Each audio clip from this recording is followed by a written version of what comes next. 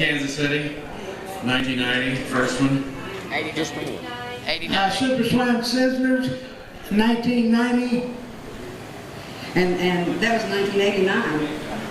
Apple City Barbecue, 1992. Let me start working my way around here. Smoking Triggers, 2000. Smoking Guns, 1999. I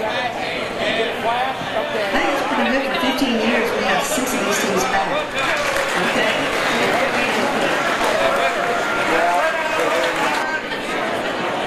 Who's looking at first?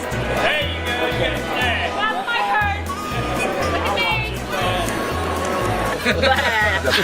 Oh, to you two. And what'd you do to that? What'd you do to that standing beef rib roast? This has got horseradish, hickory, garlic, onion, pepper, olive oil. It will get rubbed in, and then tomorrow I'll do it again. So you're gonna rest it in the cooler overnight. Yep, and it will be done by the indirect heat tomorrow. You'd need rest. I'm not my voice. Hey Jack, they just thought they grew lamb big in Texas. They grow bigger in Britain, don't they? You want to see what she's got inside? Well, they've been cloned in Scotland. All right. Do I need to trim the fat if I'm going to go ahead and make a stew out of it? No, Do I need to cut the fat off? Or just Always cook lamb with the fat on. Yeah. Leave it to cook slowly. We put an slow cooker. Let it cook slowly. When it's almost cooked, let it cool, and the fat will solidify on the top. Just take it off as a plate, chuck it away. The fat, yeah, then reheat it. Because all lamb, if you're going to, and the other thing to do with lamb is always use pearl barley. What is pearl barley? Yeah. Yep. Pearl barley. Pearl barley. Spell it. Pearl. P-E-R-L. Oh, P-E-R-L. Pearl. Pearl. Hey, Okay. I know Pearl. Pearl. Okay, I'm with Like mini. Pearl barley will soak up some of the fat, and it will always make the flavour. So when you've got a nice lamb stew, pearl barley will take away the fat.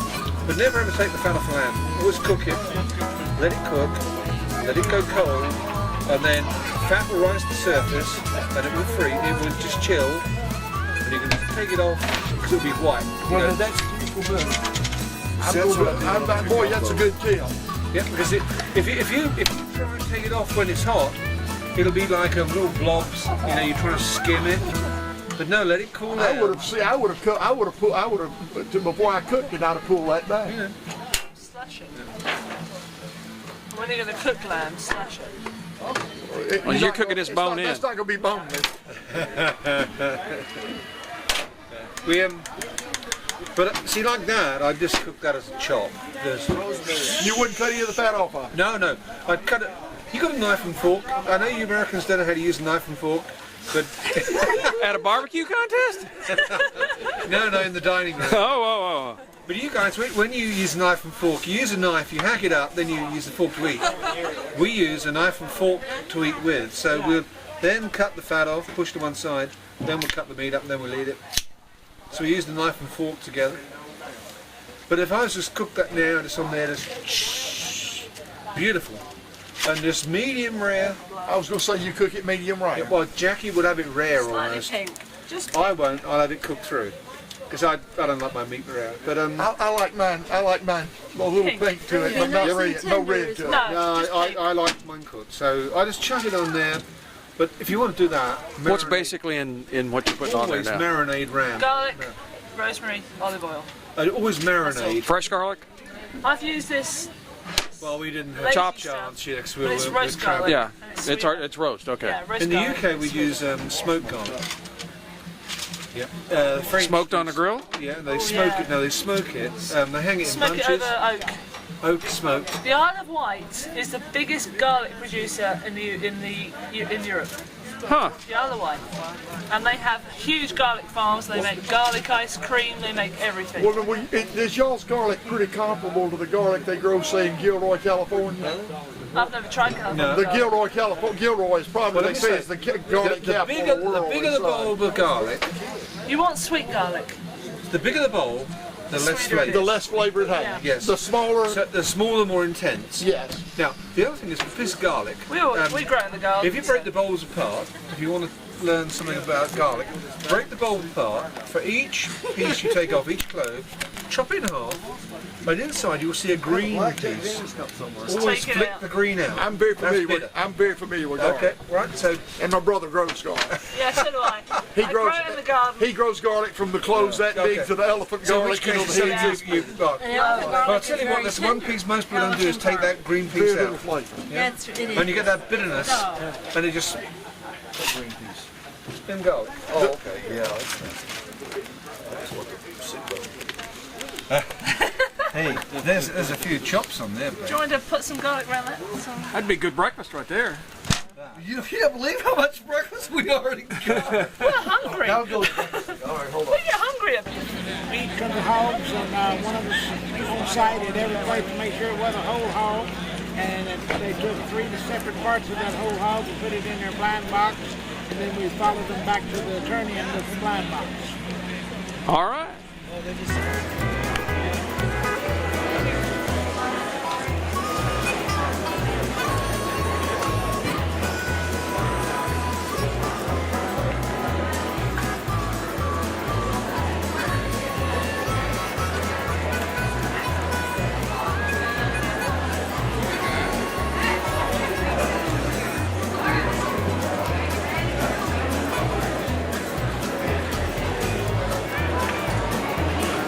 That's what I'm talking about. You like- Silky, did you get any ribs? Did you get any good ribs? Let me tell you how good these ribs are. I ran into a vegetarian this morning that came up here to judge, and she said she didn't realize that she couldn't eat meat. She ate one of these ribs, now she's working in a meat packing plant. That's how good these ribs are. Next time y'all in Memphis, stop by and see me on Bill Street, Silky O'Sullivan, and I will treat all you listeners out there to my sipping, flipping, and dipping ribs. How's that, Chris? Sounds That's what good. I'm talking about. Sounds One more thing. Elvis loves you, baby.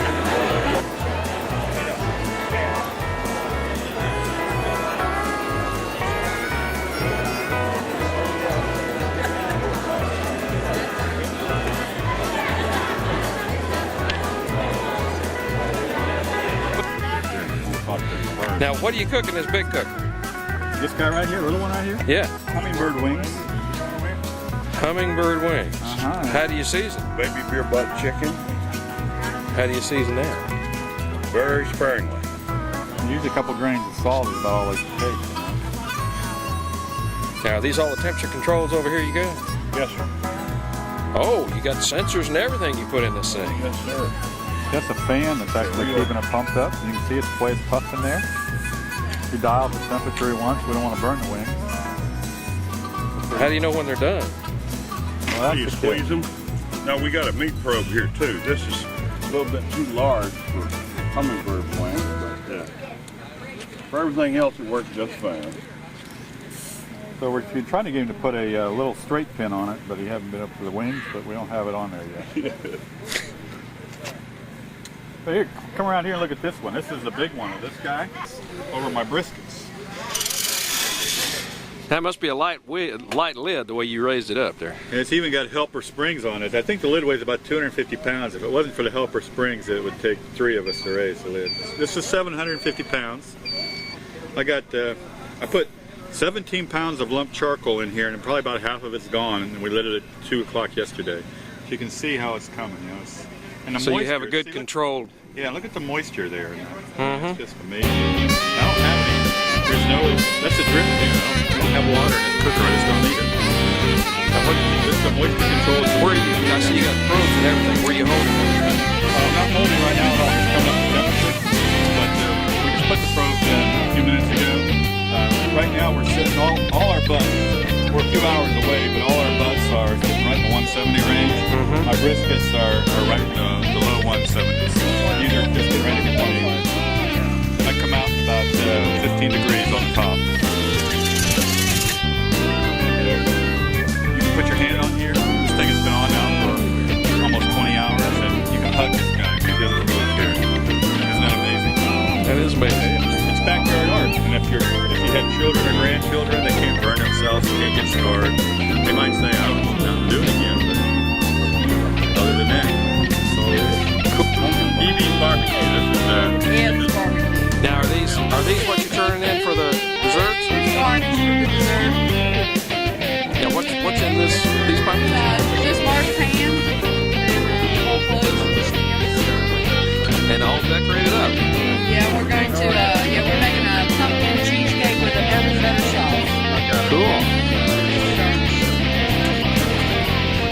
much. Thank y'all.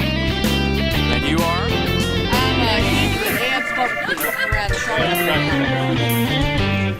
Thank you.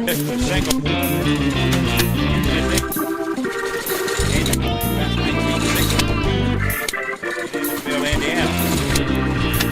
Used for watermelon bars. It was used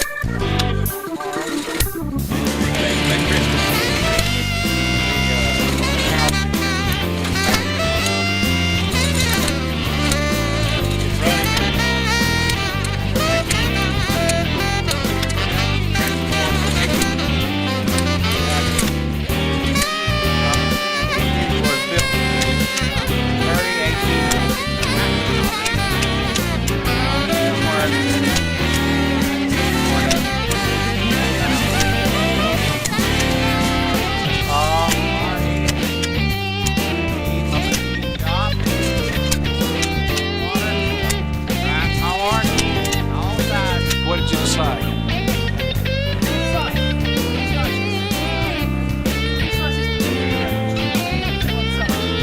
Was it beef or lamb? Beef.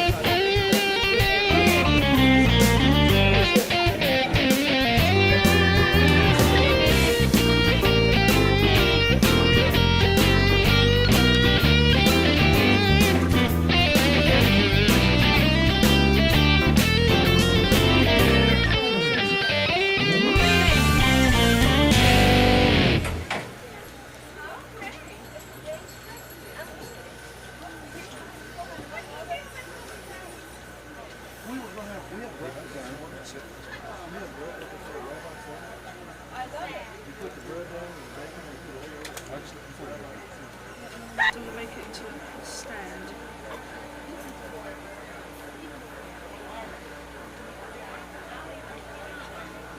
Any tips here from you experts? Now, did y'all cook this just like you discussed last night? Yep. I take it this is not the first standing rib roast you cooked. That's about the third. Right, what are you doing else? Potatoes. Right, because then by the time we got them on there, we're ready to go for us. All right, what was the ruling you got? The ruling I got, we can turn it into one piece. You turn in one piece. One whole piece, and that's the way it's going, it looks like. Did they shave some so that they could? I stayed out of that argument. That, went on for, that was a 30-minute argument. I think she won. Who gave you the ruling? Carolyn. Carolyn ruled on it. Well, actually, it was Carolyn, Philip Brazier, and Tana, so it was three-way deal. But I wasn't going to let Ed do it. No. It had to be from the top. Yeah. What y'all just turn in? We just turned in a little bit of English beef. River beef. Little beef. And what didn't you turn in? Potatoes. Of course, the roast potatoes. Oh, yeah. Gotta have Always. Now, what was it you didn't turn in? My leg of lamb. Because it's still cooking.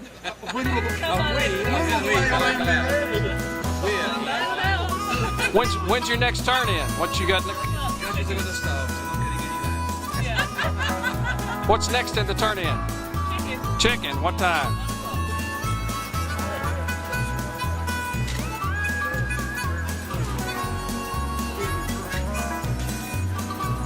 How long have these been on? 3 hours. These are whole thighs. Skin on. All thighs, skin on. This one's this one.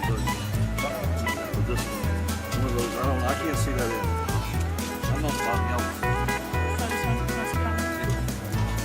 You got 8?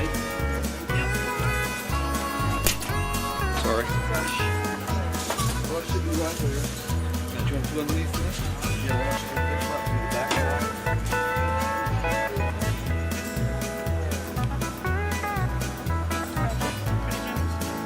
Well, not too much.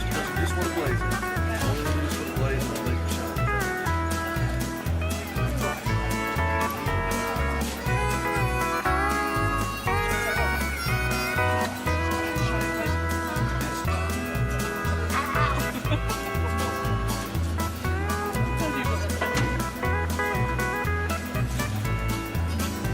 And these are going back on the grill? Oh, the residual heat is going to caramelize the sugar. Okay.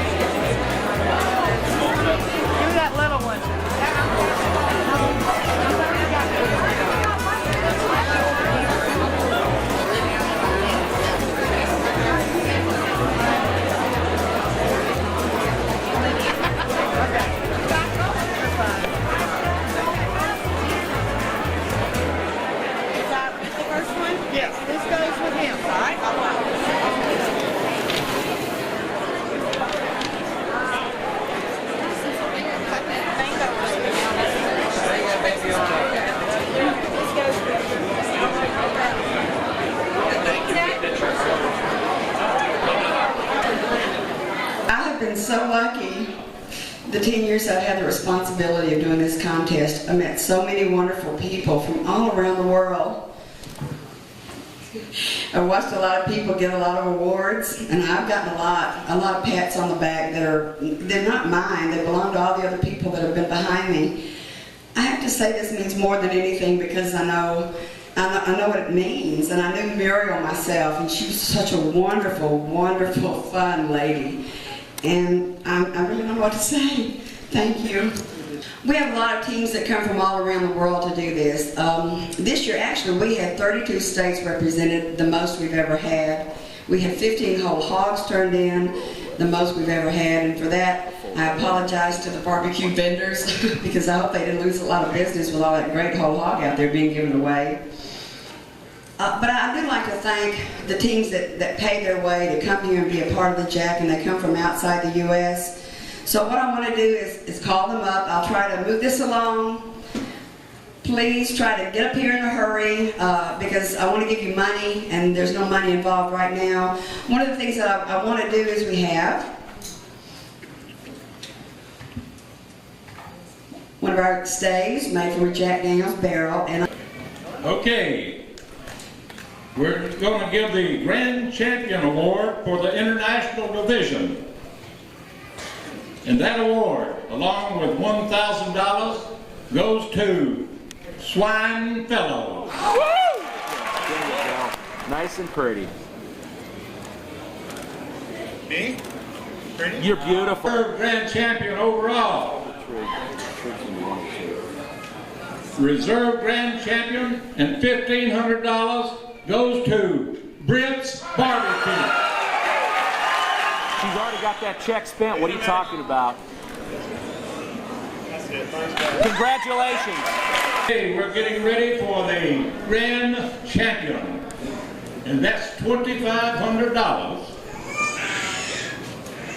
And I'd like to say that the Grand Champion was up on the stage a while ago with these other Grand Champions. I think this is the first repeat champion that we've had.